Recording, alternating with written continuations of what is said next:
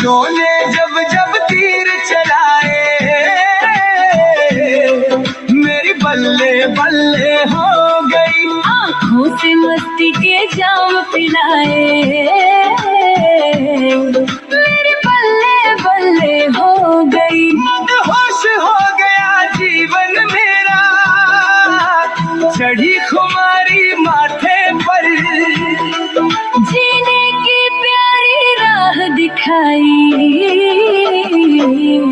मेरी बल्ले बल्ले हो गई, मेरी बल्ले बल्ले हो गई। शोले जब जब तीर चलाए, मेरी बल्ले बल्ले हो गई। आँखों से मस्ती के जाम पिलाए, मेरी बल्ले बल्ले हो गई। जीने की प्यारी राह दिखाई, मेरी बल्ले बल्ले हो गई।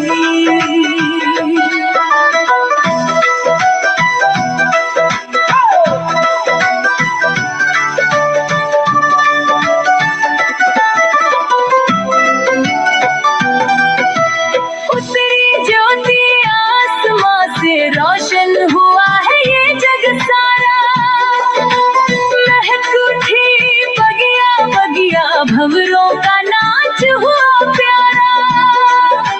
झूम उठी सबकी तरुणाई, मेरी बल्ले बल्ले हो गई। जीने की प्यारी राह दिखाई, मेरी बल्ले बल्ले हो गई।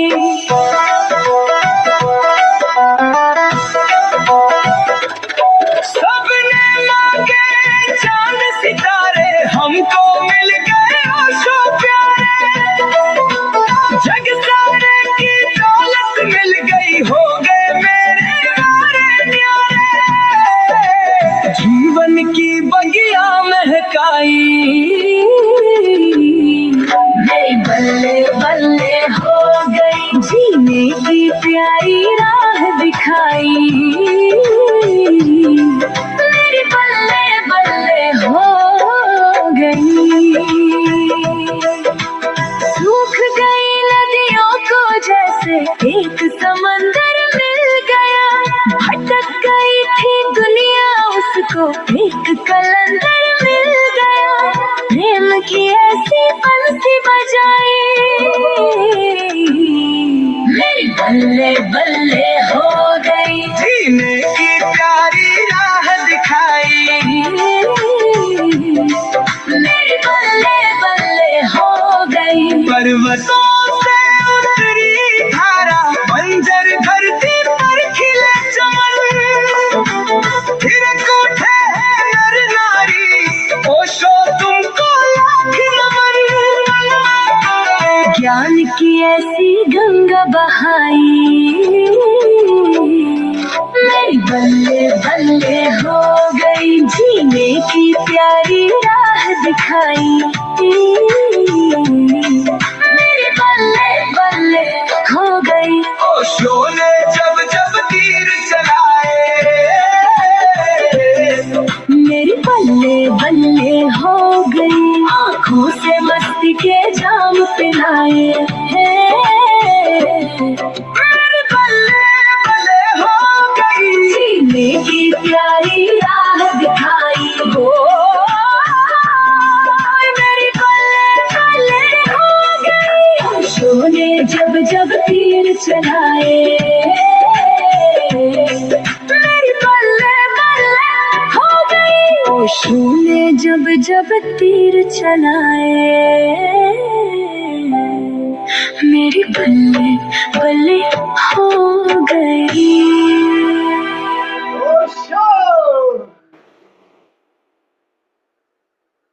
बैठे बैठे।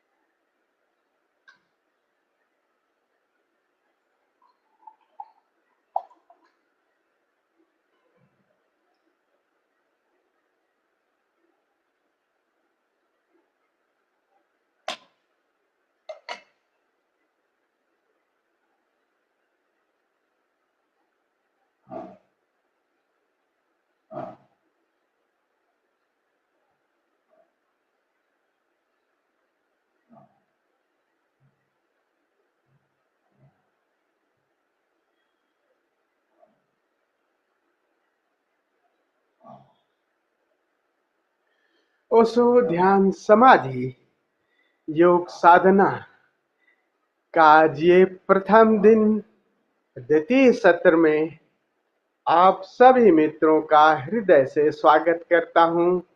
आप सभी को प्रणाम करता हूं। बहुत ही सुंदर आज आत्मोनिनाद जी का आज देख करके अच्छा लगा, बहुत सुंदर। अब इसी नाम को रखना भाई। बहुत सुंदर लग रहा है वो नाम। अब बताओ, बगल में रेणु है, योगिनी रेणु, और तुम नवबहार लिख रहे थे, तो आत्मोनिनाद अभी लगा। वेरी वेल, बहुत सुंदर।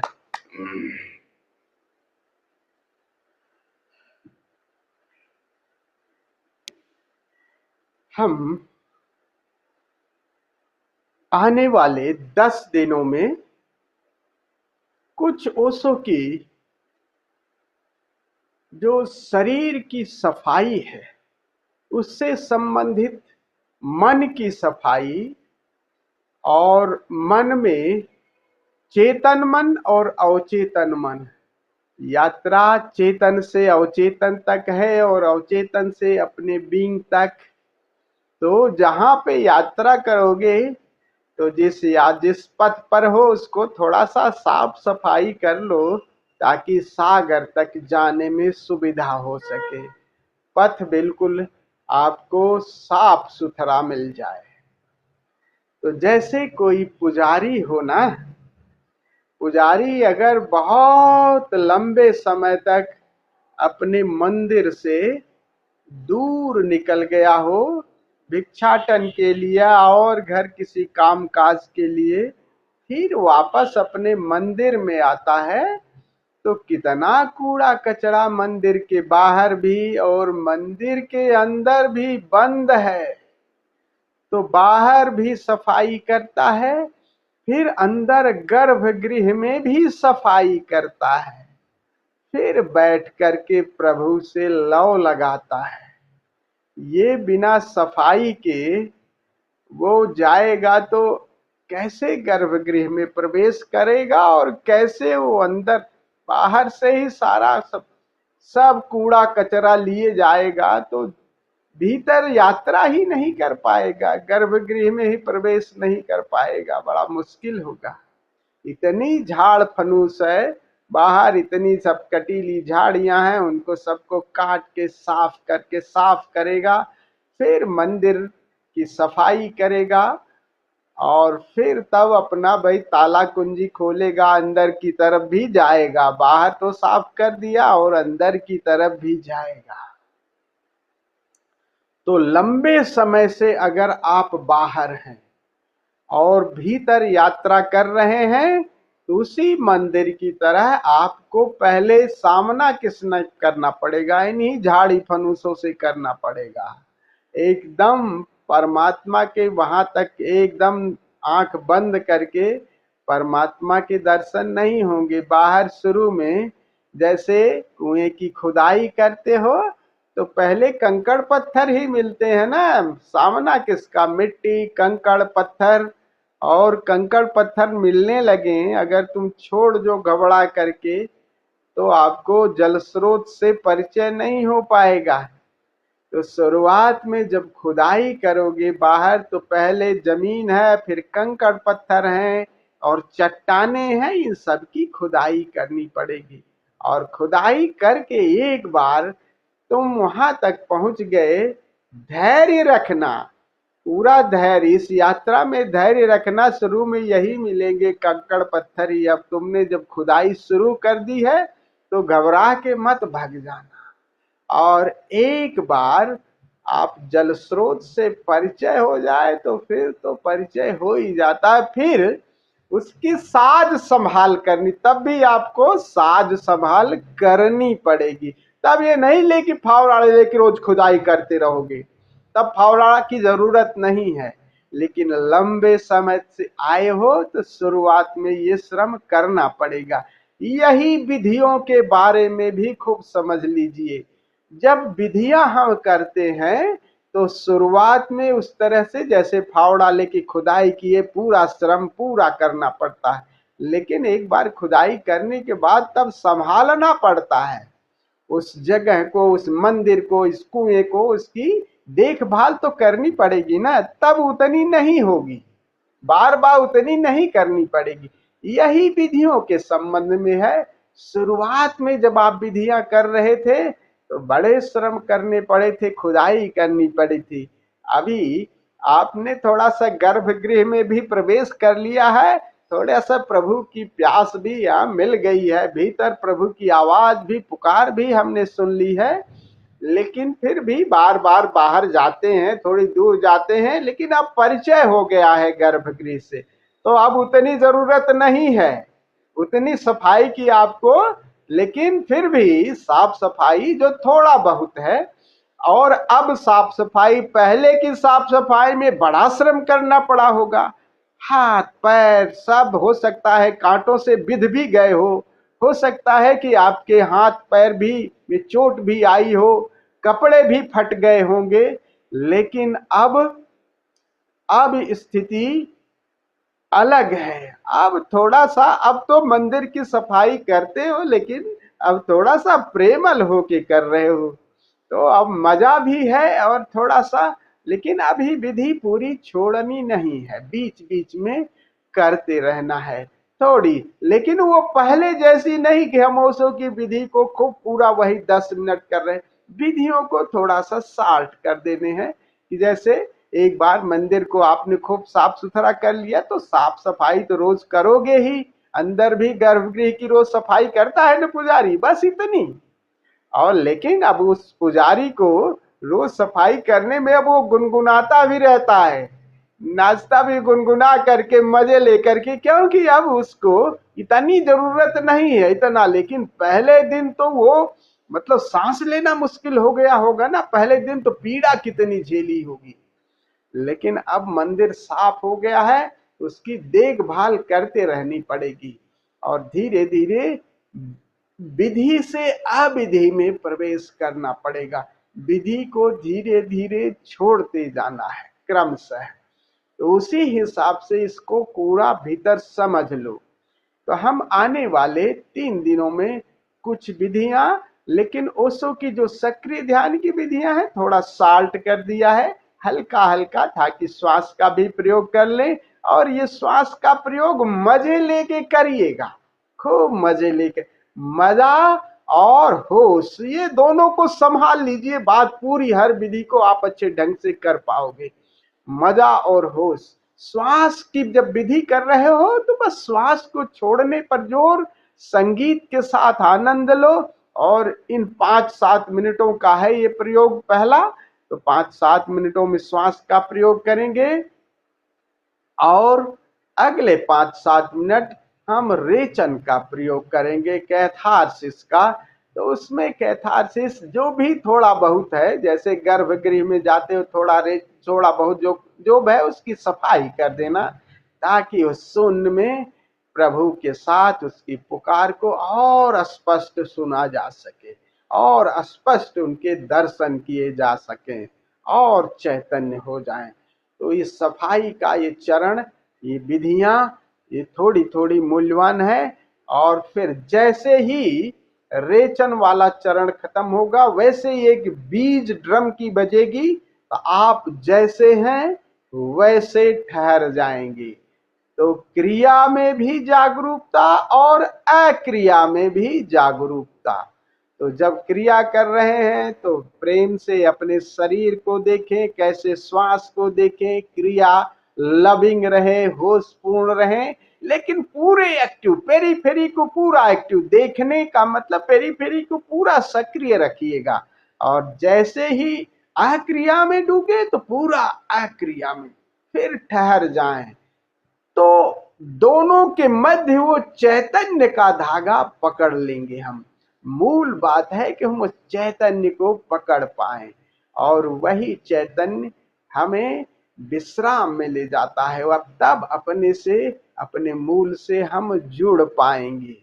तो उस चैतन्य को क्रिया के साथ भी जब एक्टिव है, थोड़ा सा परिधि पर रहेंगे, तब थोड़ा सा चैतन्य के साथ कृत्य, थोड़ा क्रिया के साथ हल्का हल्का रहेगा, लेकिन जब आप ठहर जाओगे, सब कुछ ठहर जाएगा, तब भी आप हो। इसको खूब देख लीजिए कि जब क्या क्या ठहर जाता है तब भी है हम। ये बार बार खूब, क्या जब शून्य में हो जाते हैं, जब सब कुछ विदा हो गया, सारा आकार विदा हो गया, तब भी मेरा होना है। और वही एक बार उसी से पकड़ आ जाए, तब इसी को सूरत बना के रखिए। और यही यही तो मुक्ति है कि जो शून्य में भी मेरा होना है और आकार में भी मेरा होना है। तो आकार के साथ भी होश को और प्रेम को साधेंगे, और फिर शून्य के साथ। और शून्य को जब आप शून्य के साथ यात्रा करेंगे तो शुरुआत में हो सकता है थोड़ा समय लगे, जैसे ही शून्य में प्रभु की पुकार सुनाई दे तो पकड़ लेना प्रभु को, फिर आपको जहाज मिल गया। फिर उस जहाज के साथ आप यात्रा, फिर वो जहाज आपको वहीं अपने मूल तक ले जाएगा। बस नानक नाम जहाज है। फिर क्या करना है? जहाज के साथ और अहोभाव तल्लीनता, इसके साथ यात्रा करना, और वो जहाज आपको अपनी मंजिल तक ही ले जाएगा। और मंजिल है कि आप कोई गए हेराए। और सुनते सुनते, देखते देखते, और ये संगीत ही जो है अपने में चैतन्य है। प्रभु का संगीत ही चैतन्य है, प्रभु का संगीत ही प्रकाश है, उत्सव है, आनंद है। ये सब के सब आयाम हैं। जो भी आयाम आपको, जैसे गोल गोल घूमता है न कोई, तो कौन सा भाग आपकी तरफ आ गया वो आपने देख लिया, तो उसी के साथ चले जाना। वो पूरा वो चैतन्य कई आयामों में प्रकट हो रहा है। तो मूल लास्ट में जब चैतन्य में ही आपकी डुबकी लग जाए, समाधि लग जाती है।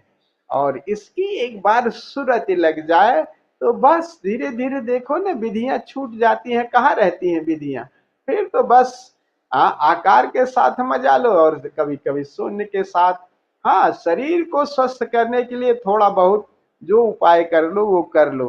धीरे धीरे विधियों से अविधि में जाना है, वो सो देखो अंतिम। और फिर ध्यान और समाधि को छोड़ना नहीं। रोज 1 घंटे मरना है, चाहे भरने की कला, रोज 1 घंटे इसको संभाल के रखिएगा।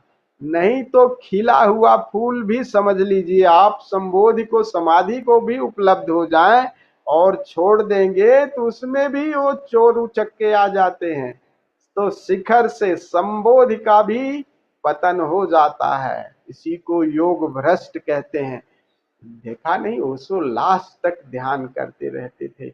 इसको संभालना भी, आपने माना कि फूल उगा लिए, लेकिन बागुड़ लगाना है, फिर भी बागुड़ लगाए रखना है।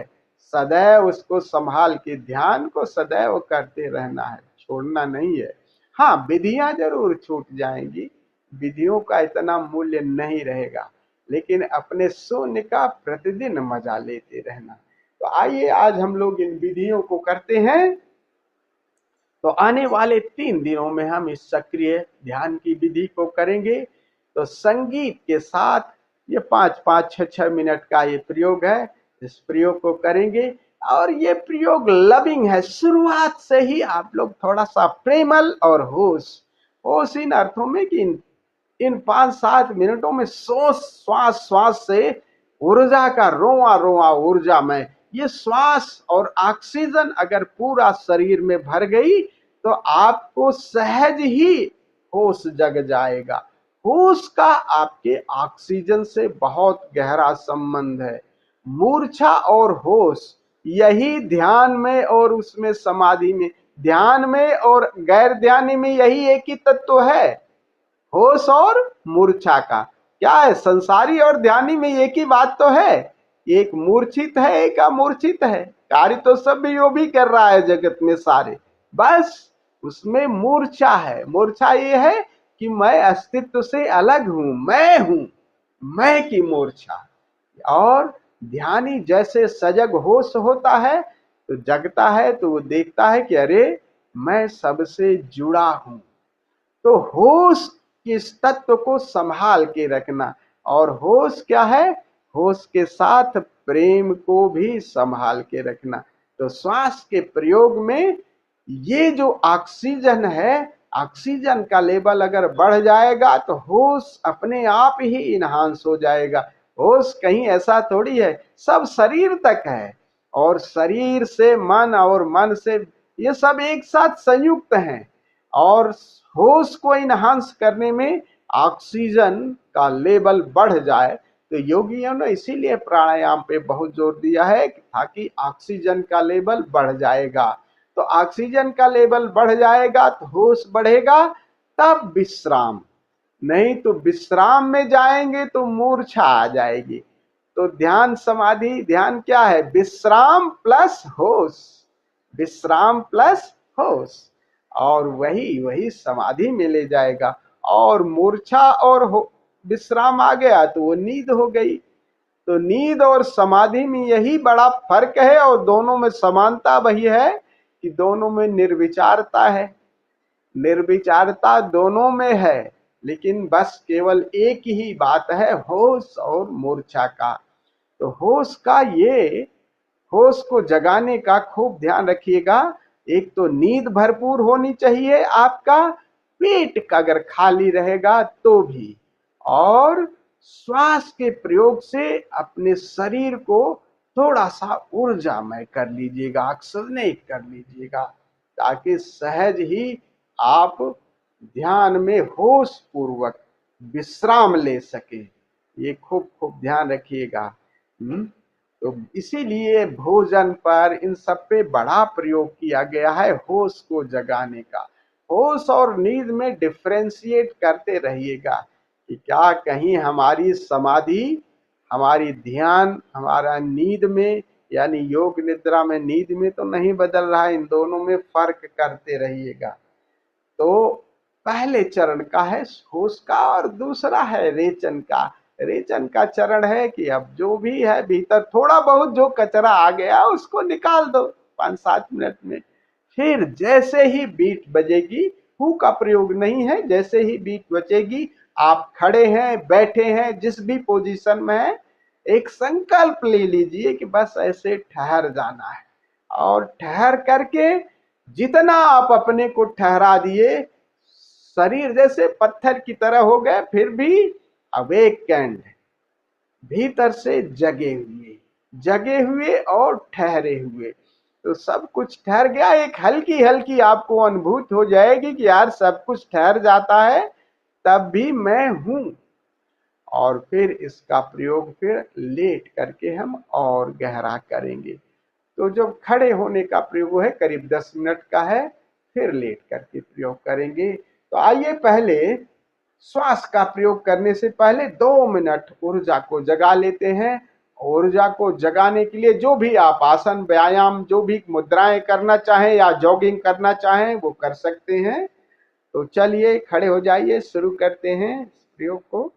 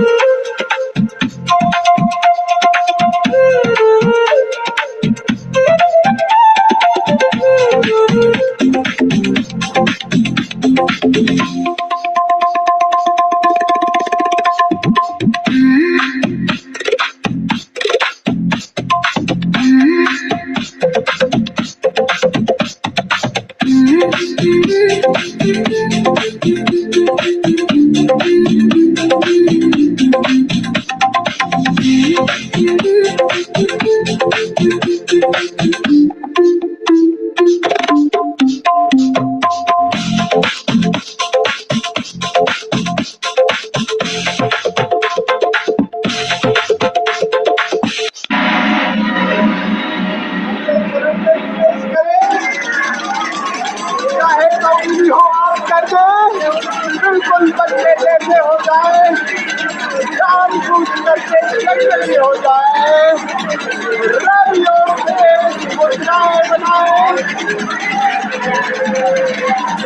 भीतर का जो भी कचरा बाहर निकलने को है, उसको बाहर निकलने दे। शरीर को मन की सफाई पूरी कर ले।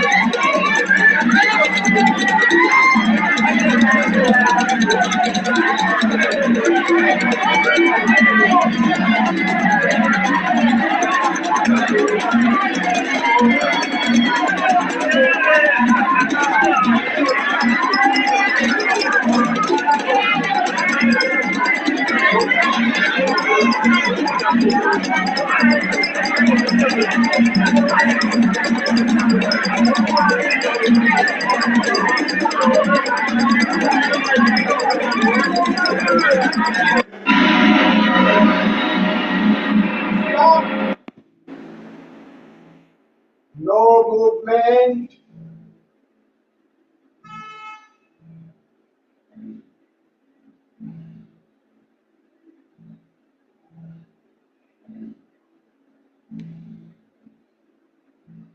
सब कुछ ठहर गया।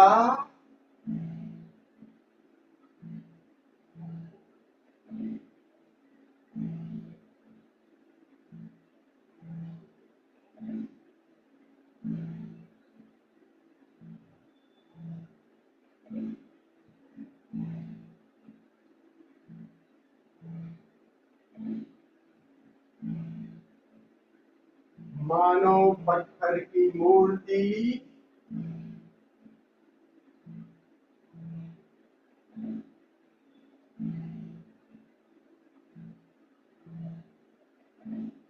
जिसे हम जान रहे हैं,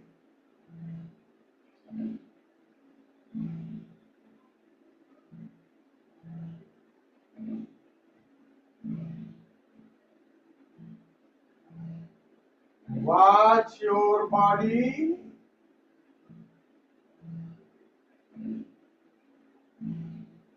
watch your breath. कोई क्रिया नहीं,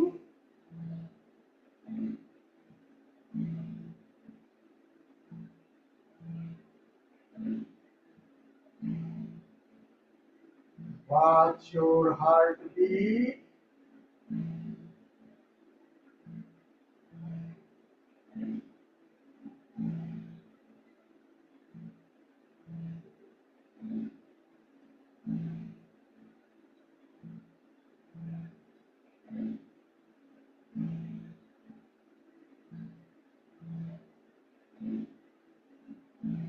सारी ऊर्जा जानने पर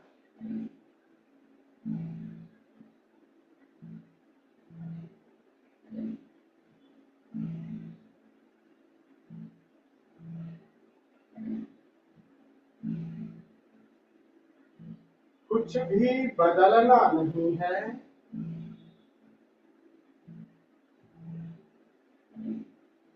ज्यों था त्यों ठहरा है।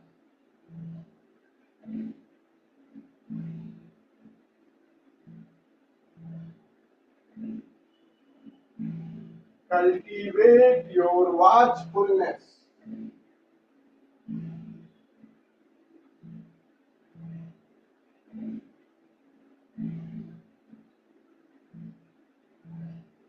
You are neither body nor mind. You are just watching.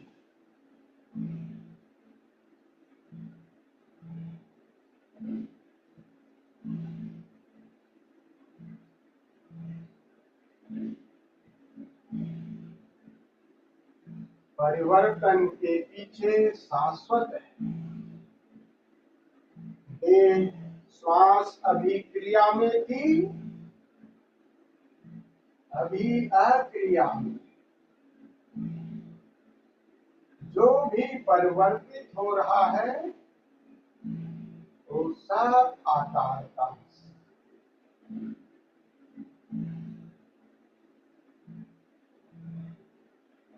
मेरा होना शाश्वत है, अपरिवर्तनशील और चैतन्य से दूर है।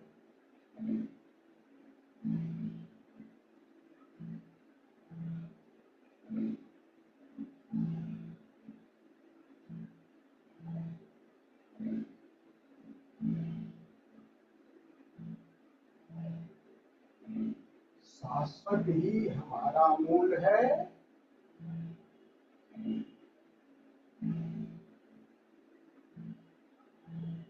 वही शाश्वत विचारों के रूप में, भावनाओं के रूप में, देह के रूप में, आकार में विद्यमान है।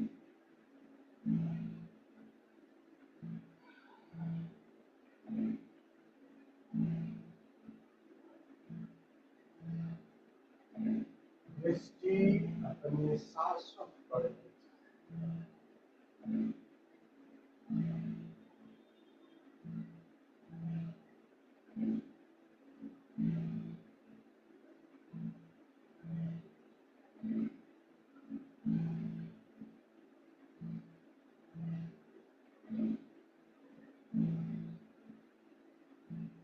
शरीर श्वास विचारों को देखते देखते दूरी बन गई।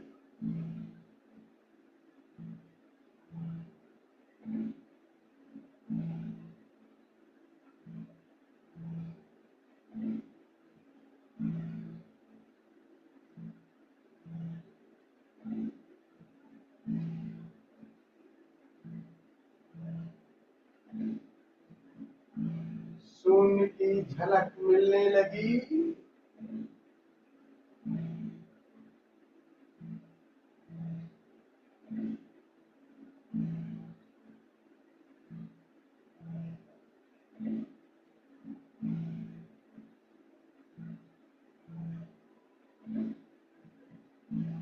शून्य ही शाश्वत है, चैतन्य ओंकार में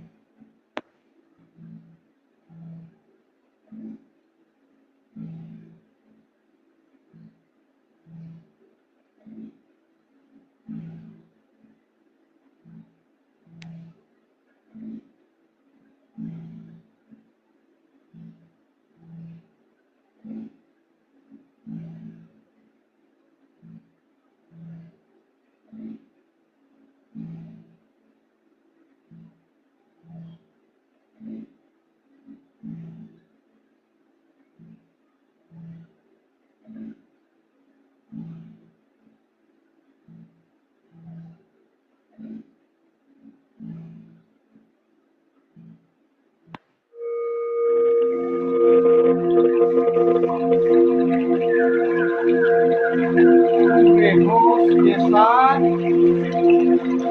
अपने आईफोन ईयर प्लग लगा लें।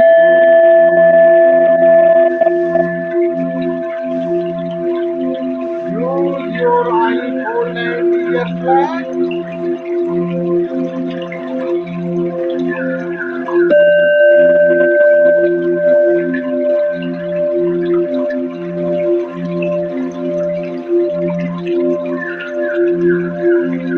मानो ये शरीर लेट रहा है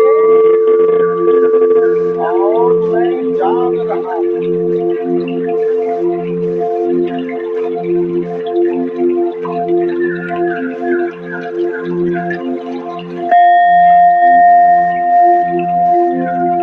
Relax, totally relax.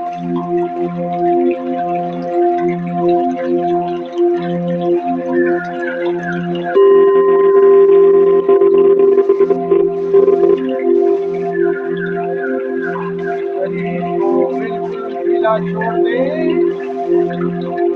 श्वासों को भी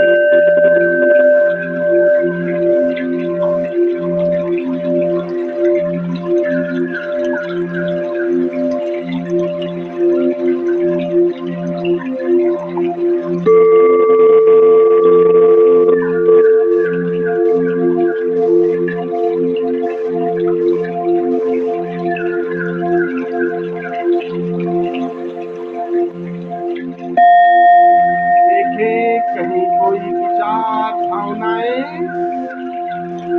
सब मिटते जा रहे हैं। देह से दूरी, विचारों के बादल भी छटने लगे।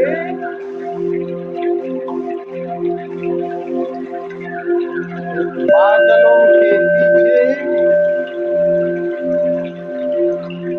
अनंत आकाश शाश्वत।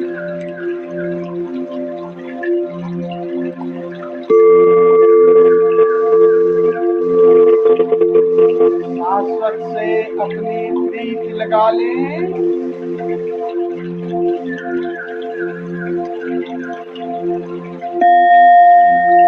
आकार से निराकार की जाए और निरंकार में प्रवेश। निराकार में ओंकार।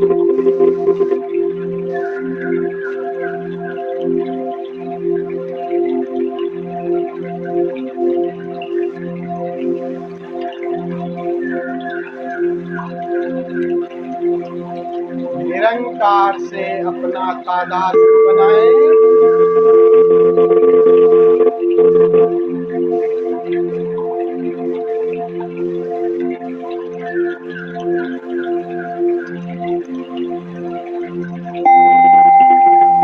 शरीर, मन, विचार, भावनाओं से पीठ फेर ली।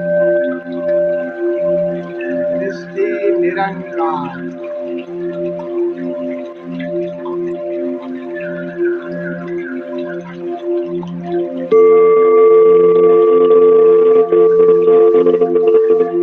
निरंकार में डुबकी मारी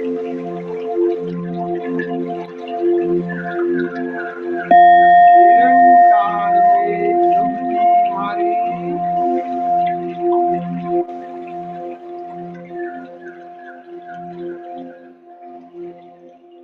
merge yourself in the ocean of consciousness, divine sound, divine light. Go deeper.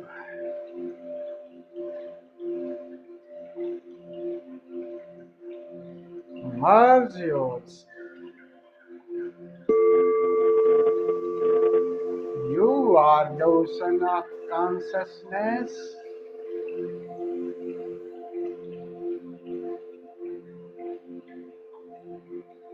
Jai Ocean.